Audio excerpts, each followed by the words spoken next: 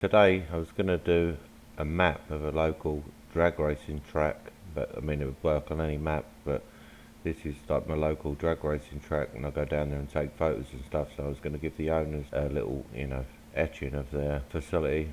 I just wanted to show how I would do it and how you can colour fill quite simply. I'm not going to go through the whole process of the map because every map's going to be different, but I'll just show roughly what I did. There's a website called Snazzy Maps, and then you can go on there and you just go to build a map. It'll give you the map. You have to find, type in where you want, which this is the drag racing track, and then you can pick a style. Somebody made this style, epilogue laser.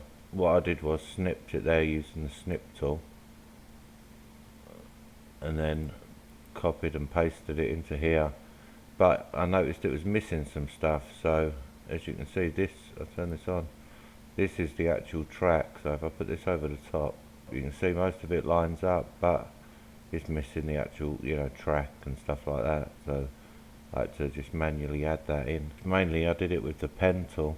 I'll turn on the rest of these layers so you can see. And to get them curves, when you're using the pen tool, if you click once, if you click and hold, you can drag, any shape out. So it didn't take too long. I just got, you have to draw around. I just put them on this fill to work out better. So, so it didn't come all the way from here over to here. So that's what I'm doing. So over to the machine.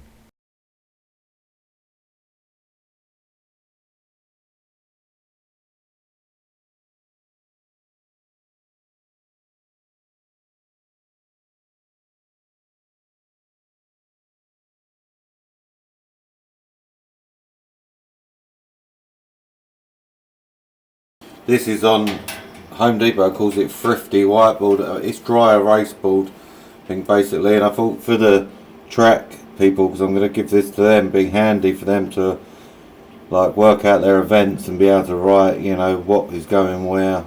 It's normally the spectating area, but I didn't write it because sometimes that could change. But some of the stuff that's always there, I just left it on there. It's going to be messy for a minute, but it'll clean up.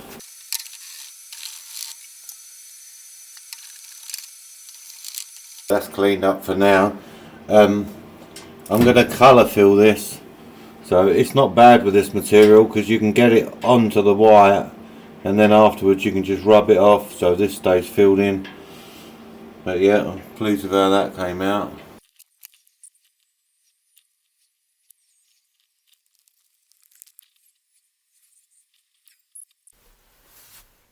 So I'm just going to leave that to dry for like 10-15 minutes and then I'll come back.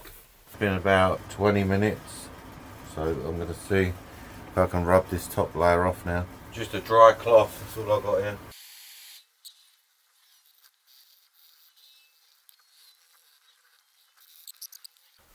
Yep, so that's the black. And now I'm going to add the red, which is on the 42, and then I'm going to make these little buildings red. And then I've got blue, which I've got to do around the outside just of this.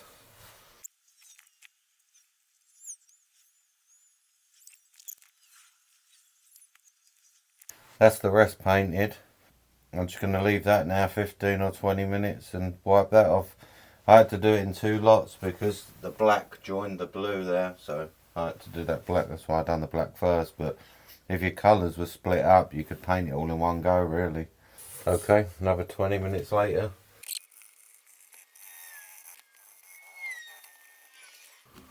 Yeah, so that's it finished. You can see the blue is quite dark, looks a little bit black, but I mean that's fine. I'll go a bit closer.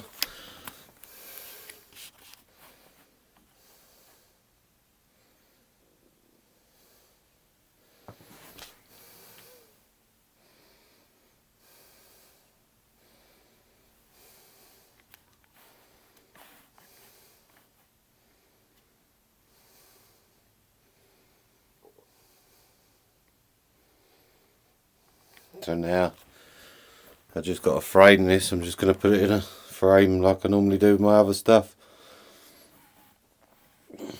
just to stiffen it up a bit. or at least put a backboard on it just so it can be hung up. But yeah, there's the outcome, and you can see with the text and stuff, does a really nice job. Even the staging lanes and everything. Yeah, so thank you for watching, and please like and subscribe, and I'll add another video as soon as possible.